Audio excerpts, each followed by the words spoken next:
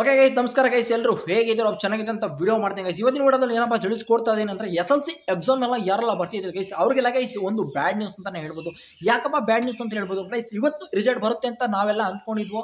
ಅಂದರೆ 10ನೇ ತಾರೀಕು ರಿಸಲ್ಟ್ ಬರುತ್ತೆ, ಇವತ್ತು 10ನೇ ತಾರೀಕು ರಿಸಲ್ಟ್ ಬರುತ್ತೆ. SLC ವಿದ್ಯಾರ್ಥಿಗಳು ಎರಡನೇ ಎಕ್ಸಾಮ್ ಎಲ್ಲ ಏನು ಬರ್ತಿದ್ರು ಅವ್ರಿಗೆಲ್ಲ ಫಲಿತಾಂಶ ಇವತ್ತು ಬರುತ್ತೆ ಅಂತ ನಾವು ಖುಷಿ ಪಟ್ಟಿದ್ದು. ಬಟ್ ಇವತ್ತೇನಪ್ಪ ಬರಲಿಲ್ಲ ಅಂದರೆ ಇನ್ನೂ ಟೈಮ್ ಆಗಿಲ್ಲ ಗುರು. 5:30 ಸಾಯಂಕಾಲ 5:30ಗೆ ರಿಸಲ್ಟ್ ಬಿಡ್ಬೋದು, ಇಲ್ಲ ನಾಳೆ ಬಿಡ್ಬೋದು, ನಾಳೆಗೆ ಬಿಡ್ಬೋದು. ಡೇಟ್ ಅಂತೂ ಫಿಕ್ಸ್ ಇನ್ನೂ ಅನೌನ್ಸ್ಮೆಂಟ್ ಆಗಿಲ್ಲ.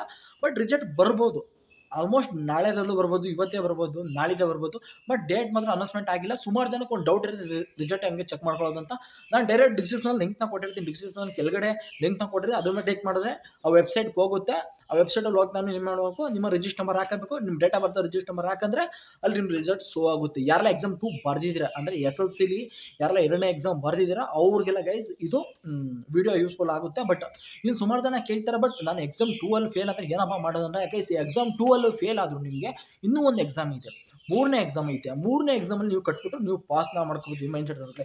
ಈಗ 2ನೇ ಎಕ್ಸಾಮ್ ಬರ್ದಿರ್ತೀಯಪ್ಪ, ಈ ಕನ್ಸಿಡರ್ ಯಾವ ರೀತಿ ಮಾಡೋದು. ಸುಮಾರು ಜನಕ್ಕೆ ಒಂದು ರಿಸಲ್ಟ್ ಬರುತ್ತೆ, ಓಕೆ ಕನ್ಸಿಡರ್ ಮಾಡ್ತಾರೆ. ರಿಸಲ್ಟು ಇವತ್ತೇ ಬರ್ಬೋದು, ನಾಳೆ ಬರ್ಬೋದು, ನಾಳೆ ಬರ್ಬೋದು, ಓಕೆ ಅದ್ರ ಬಗ್ಗೆ ಬಿಟ್ಟಾಕೋಣ. ರಿಸಲ್ಟ್ ಬಂದಾಗ ವೀಡಿಯೋ ಮಾಡ್ತೀನಿ, ಲಿಂಕ್ ಕೊಟ್ಟಿರ್ತೀನಿ, ಚೆಕ್ ಮಾಡ್ಕೊಳ್ರಿ ಪಟಾಕಿ. ಇನ್ನು ಎಕ್ಸಾಮ್ 1ನಲ್ಲಿ ಒಂದು ಸಬ್ಜೆಕ್ಟ್ ಪಾಸ್ ಆಗಿರ್ತಾರೆ ಅಂದ್ಕೊಳ್ರಿ, ಎಕ್ಸಾಮ್ 2 ಅಲ್ಲಿ ಒಂದು ಸಬ್ಜೆಕ್ಟು. ಬಟ್ ಆವಾಗ ಯಾವ ಥರ ಕನ್ಸಿಡರ್ ಮಾಡ್ತಾರೆ ಅಂತಂದರೆ ಗೈಸ್, ನಿಮ್ಮದು ರಿಸಲ್ಟ್ನ ತೊಗೊಬಿಟ್ಟು ಎಕ್ಸಾಮ್ 1ನಲ್ಲಿ ಒಂದು ಪಾಸ್ ಆಗಿದ್ದೀರಾ ಅದನ್ನು ಇಲ್ಲಿಗೆ ಆ್ಯಡ್ ಮಾಡ್ಕೊತಾರೆ. ಬಟ್ ಈ ಥರ ಕನ್ಸಿಡರ್ ಮಾಡ್ತಾರೆ. ಇನ್ನು ಎಕ್ಸಾಮ್ 3ಲೂ ಪಾಸ್ ಆಗ್ತೀರಾ ಅಲ್ಲೂ ಕನ್ಸಿಡರ್ ಮಾಡ್ತಾರೆ. ಯಾವ ಮಾರ್ಕ್ಸ್ ನಿಮಗೆ ಜಾಸ್ತಿ ಬಂದೈತೆ 10th ಆಗಿರ್ಬೋದು, ಯಾವ ಮಾರ್ಕ್ಸ್ನ ನೀವು ಜಾಸ್ತಿ ತೆಗ್ದಿರ್ತೀರಾ ಅಂದರೆ 10th ಒಂದರಲ್ಲಿ 30 ಬಂದಿರುತ್ತೆ, ಒಂದರಲ್ಲಿ 35 ಬಂದಿರುತ್ತೆ ಅನ್ಕೋ. ಯಾವ ಮಾರ್ಕ್ಸ್ ಅಪ್ಪ ಕನ್ಸಿಡರ್ ಮಾಡ್ತಾರೆ ರಿಸಲ್ಟಲ್ಲಿ ಅಂತಂದರೆ ಗೈಸ್, ನಿಮ್ಮದು 35 ಮಾರ್ಕ್ಸ್ ಯಾವ್ದು ತೊಗೊಂಡಿರ್ತೀರಾ. ಎಕ್ಸಾಮ್ 2 ಅಲ್ಲಿ 35 ತೆಗ್ದಿರ್ತಾರೆ ಅಂದ್ಕೊಳ್ರಿ. ಎಕ್ಸಾಮ್ 1ನಲ್ಲಿ 30 ತೆಗ್ದಿರ್ತಾರೆ, ಎಕ್ಸಾಮ್ 2 ಅಲ್ಲಿ 35 ತೆಗ್ದಿರ್ತೀರಾ. ಬಟ್ ಯಾವ ಮಾರ್ಕ್ಸ್ ಅಪ್ಪ ಅಂದರೆ 35 ಮಾರ್ಕ್ಸ್ನ ಕನ್ಸಿಡರ್ ಮಾಡ್ತಾರೆ ಯಾರು SLC ಅವ್ರಿಗೆ.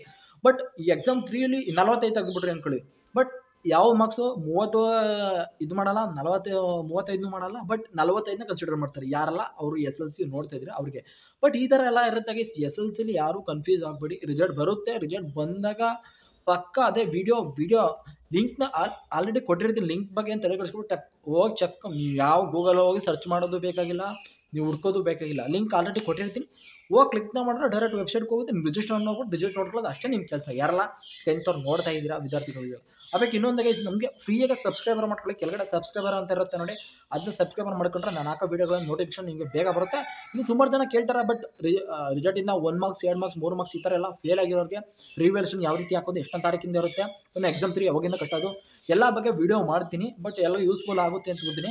ಯೂಸ್ಫುಲ್ ಆದರೆ ಗೊತ್ತಲ್ಲ ಗೈಸ್, ಒಂದು ಲೈಕ್ನ ಮಾಡಬೇಕು, ಒಂದು ಶೇರ್ ಮಾಡಬೇಕು, ಸಬ್ಸ್ಕ್ರೈಬರ್ ಮಾಡ್ಕೋಬೇಕು. ಯಾಕಂದರೆ ರಿವ್ಯಾಲ್ಯೂಷನ್ಗೆ ಹಾಕೋದು ಹೆಂಗೆ ಸುಮಾರು ಜನ ಗೊತ್ತಿರಲ್ಲ. ಫೋನಲ್ಲಿ ಅಪ್ಲೈ ಮಾಡೋದ್ರಿಂದ 10th ಆಗಿರ್ಬೋದು, PUC ಆಗಿರ್ಬೋದು, ಯಾರೆಲ್ಲ ವೀಡಿಯೋ ನೋಡ್ತಾರೆ ಅವ್ರಿಗೆಲ್ಲ ಯೂಸ್ಫುಲ್ ಆಗುತ್ತೆ. ಬಟ್ ಅದಕ್ಕೋಸ್ಕರ ಮಡಿಕೊಡ್ರಿ, ನಿಮಗೆ ಯೂಸ್ಫುಲ್ ಆಗುತ್ತೆ ಅಂತ. ಬಟ್ ವೀಡಿಯೋದಲ್ಲಿ ಹೇಳ್ತೀನಿ ಅಷ್ಟೇ ಗೈಸ್. ವೀಡಿಯೋ ಇಷ್ಟ ಗೈಸ್, ಗೊತ್ತಲ್ಲ ಗೈಸ್, ಒಂದು ಲೈಕ್ನ ಮಾಡಿ, ಒಂದು ಶೇರ್ ಮಾಡಿ, ಸಬ್ಸ್ಕ್ರೈಬ್ ಮಾಡಿ. Thank you so much. See you ಅಂತ ಹೇಳ್ತಾ ವಿಡಿಯೋ ಮುಗಿಸಿ ಒಂದೇ ಮತ್ತೆ ಮಾತಾಡ್ತಾರೆ. See you, bye bye.